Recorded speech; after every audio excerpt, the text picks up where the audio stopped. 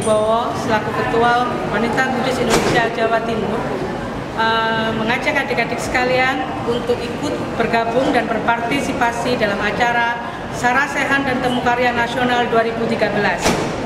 Ini merupakan ajang kita untuk berlatih, berprestasi, dan menambah teman wawasan budaya kita dari Sabang sampai Merauke, semua berkumpul menjadi satu. Harapan kami semuanya akan hadir, bergembira bersama, berprestasi bersama, dan jangan lupa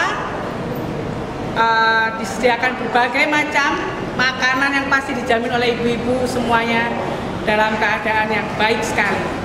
Selamat bertanding, selamat berjuang, selamat bertemu dalam Sarasehan dan Temu Karya Nasional 2013. Namo Sangha Adi Budaya, Namo Buddhaya.